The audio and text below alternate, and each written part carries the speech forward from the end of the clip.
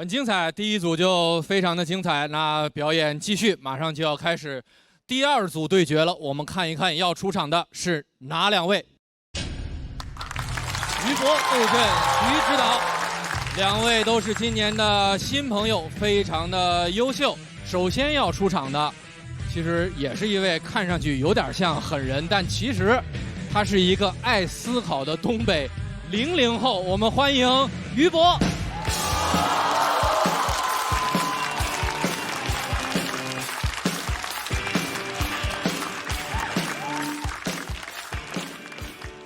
嗨，朋友们，嗨，我叫于博。好，咱们狠人的叙事已经结束了，接下来是温情的家庭的内容。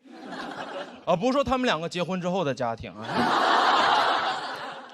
我妈很传统的东北母亲，教育观念传统，到现在是那种干点什么都给你挑毛病的母亲，对她好的不行。今年母亲节给她买了个包，她说给妈妈买包，妈妈是开心的呀。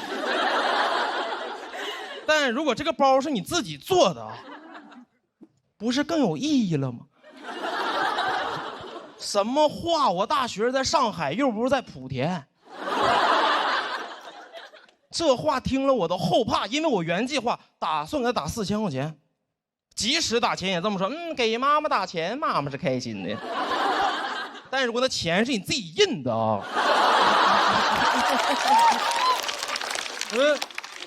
那你就开心不了多长时间了。从小教育观念相对传统，掌控感有点强。2010年左右，每天给我5毛钱。10年5毛，10年吧，世博会都开完了5毛。然后和我说你省着点花。5毛，是当时市面上流通的最小货币单元。他只要省着点都没有花。那叫攒着点花。这都不是每天都有，上学才有。兜里有5毛钱的小孩上学会自卑，5毛上学什么都干不了，5毛上学，我说你都不如少给我2毛，那剩3毛我流浪呢。没有，我妈说妈不是不给你钱，妈就是把钱留给以后你去上海大城市买房的。没买。但这句话是小时候拒绝我需求的理由。我说妈妈，我想吃一只鸡，没法。我说肯德基求你，不许吃啊。再给你那个首付吃没了。啥玩意儿？吃只鸡给房子吃没了？吃那啥鸡呀？住房公鸡呀？不是，他就是可能攒1倍的钱付一套首付，说这房子就送你了。啊？那房贷呢？有人这么送礼吗？哥们23岁在上海还房贷，我必还不上，我必当老赖，我必赖，让我今天还房贷就花我前23年的毕生积蓄，还1个月。然后第2月在那房子里饿死。这是一套纯手工凶宅。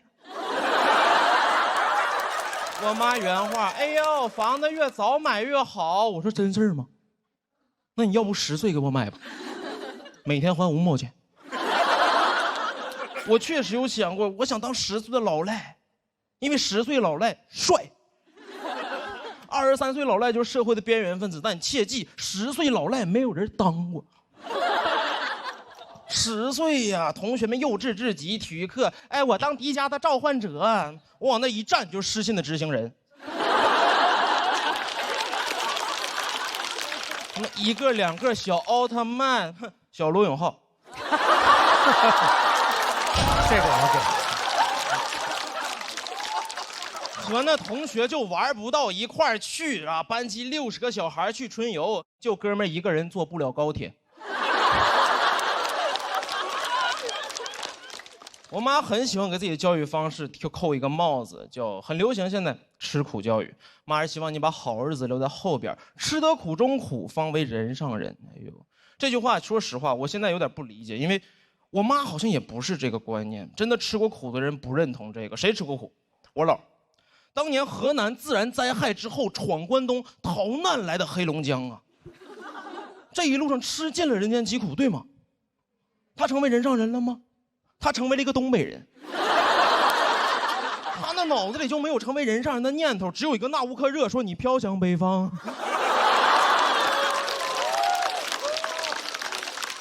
尤其我知道他没有过上好日子，因为这2年他经常和我说：“老希望你能上南方。”话里话外就是：“哎呀妈，老后悔了，当年呢走过了。”那帮的狡猾的人上人在北京就已经下车了。我能理解我妈，上一代希望下一代能替他们完成他们年轻未尽的遗憾。我问过我妈啊，你遗憾什么？她说：“哎呦，很遗憾当年家人没有给我买房，很遗憾当年没有考上研究生。”我说：“妈妈，你中专毕业考不了研究生呢。”但我也想有我自己的人生。大学毕业的时候，因为这个事争执过很长时间。我跟我妈说我不想读研，我妈因为我不读研这个事每一天打电话阴阳怪气，每一天一打电话我说妈怎么了？她妈能怎么？哎呦，妈不能怎么？妈就觉得哎呦，妈要是生了个研究生这好了。啥话呀？那玩意儿是生出来的，咋生啊？生着生着脐带拽了本硕士毕业证。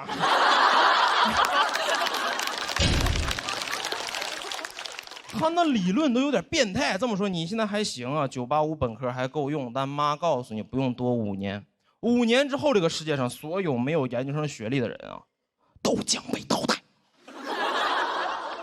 我不知道今天幸存率大概有多少，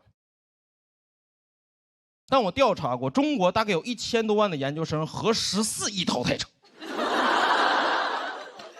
99.5%以上的人叫什么淘汰？这叫灭绝。每次想到这儿更不想读研，因为我知道我们家世世代代没有任何一个研究生，我们家得灭门。哥们儿是个孝子，不能独活。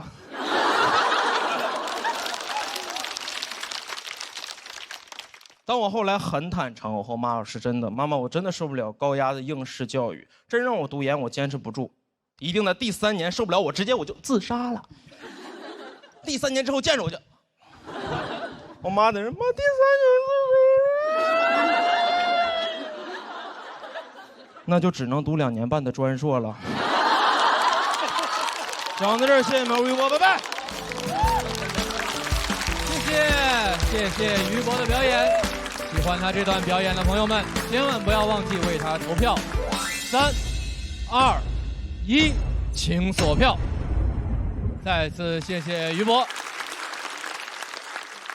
上场之前，为了不给这个新朋友太多压力，没有跟大家交代，于博是上一段复活金牌的持有者之一。第一赛段表现确实非常精彩，因为上一场确实比较惊艳啊。然后今天这个吧，就看您这个台风，都让我想起像张鹤伦了，我都。可能因为我太熟了，对，我不想给张鹤伦投票。我觉得那个就是有一个地方有点想拍没拍，就是小罗永浩那儿。哦，我拍了，单纯是喜欢罗永浩老师。我听这仨字我就拍完我才想起他不是什么好意，不分的。因为你上一次讲的，我记得是清北班，就是学校的高压 PUA 的那些东西。小地方的那些。对，就是那个社会话题选取的非常的有现实主义，就很批判。现在今天这个讲的呢，我觉得你还是其实想讲这种社会话题，就大家不要盲目的对。这个学历的崇拜啊等等，但是就没有那个那么上劲儿。今天其实有点想把它更个人一点。第一篇可能听完之后会觉得我的身份为什么会让我聊这些东西，这一篇我就想先尽量讲一下我这个个人为什么会聊这些东西，然后好不好就再说吧。挺好的，挺好的。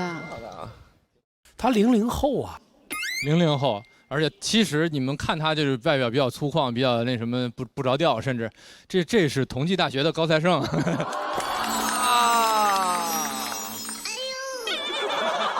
他身上这个少年老成的这劲儿跟大林有一拼，不像好话，这他真是一颗老灵魂啊。你发现吗？就是一个手抄后头，弯着腰，弓着背，一个手叼着烟袋，那个劲儿啊，烟袋不好啊。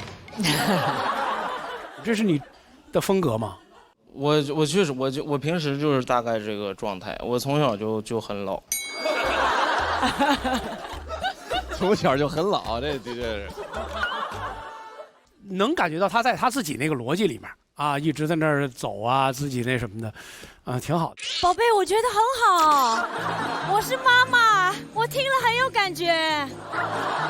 佩岑，你在浪姐发生了什么？到底？我觉得非常好，而且我希望你多多聊亲子关系，聊聊妈妈给你的影响。其实你刚刚讲妈妈说哦，前面先苦后甘，吃的苦中苦，方为人上人。我现在是跟我小孩讲，你现在很幸福，以后苦日子可多了。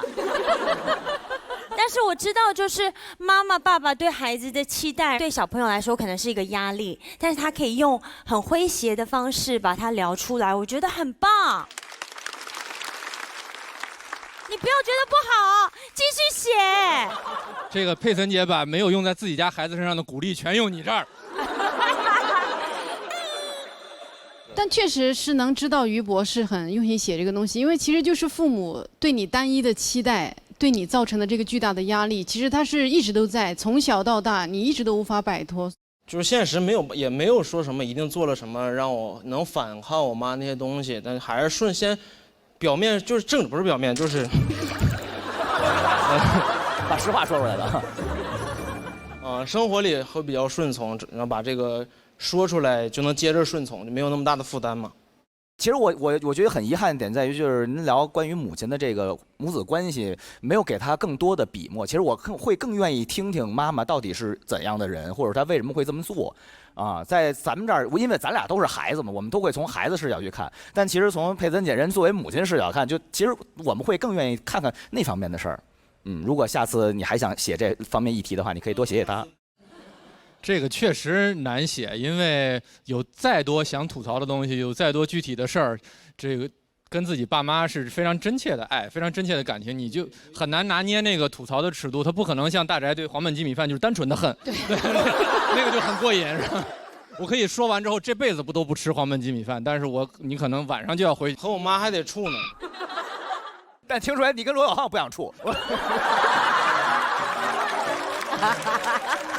于博获得了气氛组的2票，也请你先回到对战区休息。下一位要上场的也是今年的新人，第一场的时候聊了很多跟爷爷之间的故事，而这一场又要带来怎样的表演？掌声有请徐指导。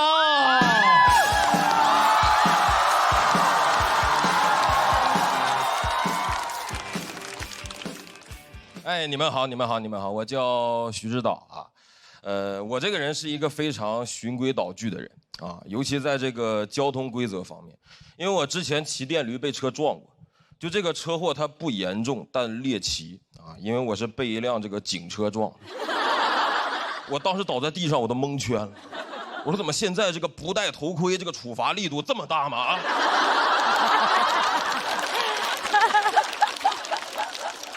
就你们都开始就地正法了是吧？当然人家也是不小心，但就周围都没有人敢扶我起来。这么年轻的逃犯啊！我说这种交通事故他能不能报警？咱别打个电话，他手机响了。我没敢报警，他把我抱上了警车，为了送我去医院啊，那个场面真的很诡异。我这边耳朵着地，摔的是血肉模糊，就那个画面，黑猫警长带着一只耳走了，你们见过？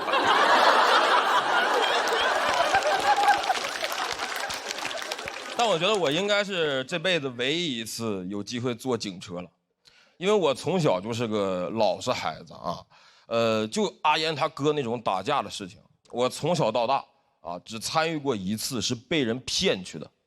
当时中学周末补习班下课，有个同学喊我一块儿去吃饭，我一下车发现10几个那种流氓混混就把我俩给包围了，我才明白这孙子是骗我过来帮他打架，就很过分，让人没吃饭干体力活。我看那10几个彪形大汉，我说我这今天虽然吃不了，但好像要兜着走了。但我最生气的是对面10几个小混混，他就骗过来我一个人，这就意味着他的胜算不会增加1点，但是等会儿他的痛苦可以减少一半。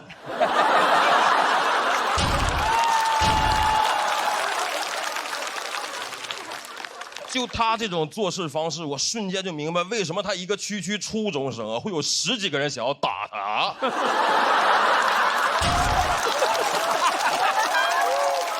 我在下车的第3秒就想背叛他，我想跟对面说：“你们要的这个人，我给你们带来了。”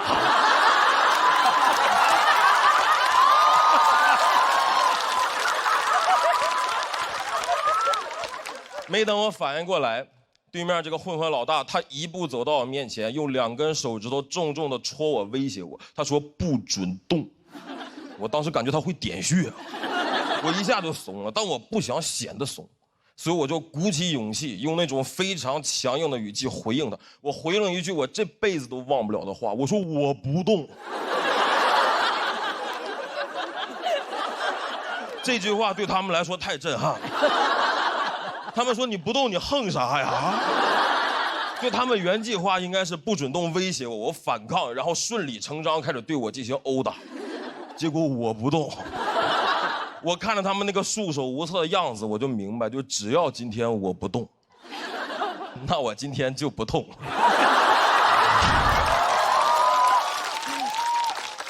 但骗我来那个同伴，跟我性格不太一样。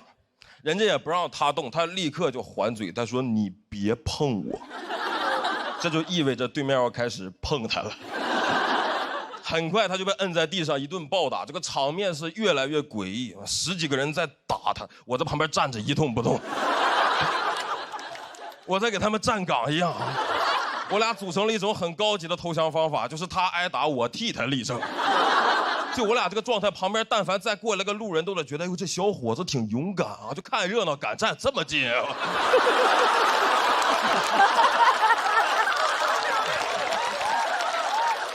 我说我是不是得帮一帮他？但我发现以我的能力和胆量，我能给他提供的最大帮助，就是给他提供点眼神支持。我的眼神里是有语言的，我说这个加油啊，这个忍咱就不疼了。我甚至不敢说出来，因为我不知道这个嘴动他算不算动。打了足足2分多钟，他们都快打不动了。我那个同学被打的都快不动了，而我雷打不动。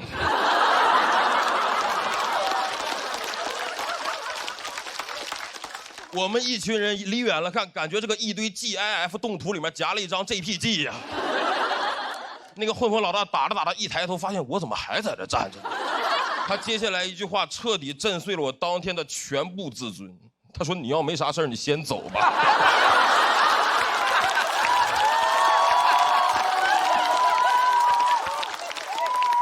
各位，就这句话，他在群架里面很难出现的呀。他代表着对你懦弱的肯定，他坚信你留下来什么用都没有。这句话打到脸上太屈辱了。你要没啥事儿，你先走吧。虽然我听完确实走了。但那个感受很真实，我那天到家就2个感受，就是屈辱啊，但是不痛。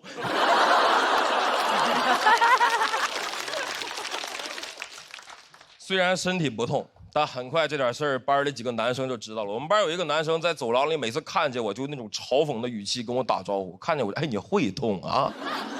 更让我崩溃的是，班主任得知了打架这个事情以后的反应，他让我颜面扫地。他在全班同学面前通报表扬我，说徐某同学校外遭遇打架，对方一再挑衅，保持沉着冷静。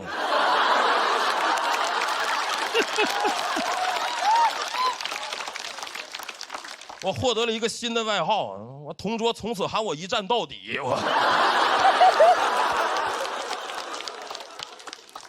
我说实话，那几年受了点影响，我一直很羡慕那些不太怂的人。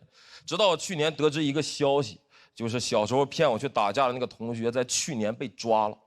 我一听这个罪名，我就乐出声了啊！罪名是诈骗。我当时说，我这点事儿追溯期这么长吗？但我又听说那个不让我动的混混老大，其实也犯过一点小事儿，但警察来了以后把他放走了，因为他认错态度良好。我一听就明白了。他从我身上学到不少。警察来了以后不准动，我不动。啊，那你没啥事儿，你先走吧。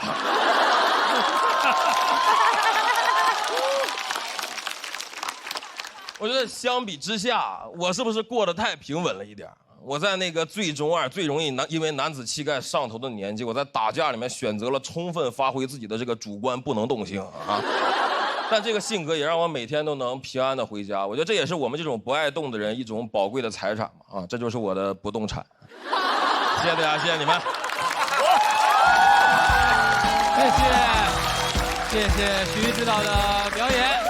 喜欢他这段表演的朋友，千万不要忘记为他投票。3、2、1，请锁票。再次感谢，谢谢。能感受到今年新人的这个能量哈，确实其实我细想，他这个跟你这个小故事好像就是2、3分钟的一个事儿，但是是不是因为你站在那儿显得时间格外漫长，所以他其实翻了好多番是吧？而且我觉得跟第一轮的比较，可以说是又进了一层。首先我觉得那个徐指导讲话的声线啊，跟王建国特别像。长得也像是吗？还有，你小时候也看80后长大的是不是？我99的啊，99的。那个，我看你，我就不知道为什么老觉得你小时候抱过我，知道吧？我和于博基本上是这个演员休息室里长得最老的2个人了，没有。真的就是，为什么现在的老师朋友们都这么成熟？包括他的尺寸、节奏。对，这于博大家说像张鹤伦，我之前收到一条观众 report 说我像高峰。所以我觉得那个，首先我觉得徐指导在台上我有一种亲切感啊。第二个是，我觉得他其实塑造了一个舞台上的人物形象，就是那种有点怂，然后有点深沉智慧，然后又就这种其实默默的好像偷偷的在观察全世界，然后保护自己的这种舞台人物形象，我觉得是很生动、很鲜明的。然后第三呢，我觉得你的语言节奏特别好，比如他光那个动还是不动，就那几个节奏，我觉得其实是围绕着一个动词，然后你把这个不动从头到尾的贯穿下来，所以我觉得你的语言节奏是特别的好的。谢谢。就其实那个他在表演的时候，他讲述的这些心理活动，他就在影视当中是一个时间静止。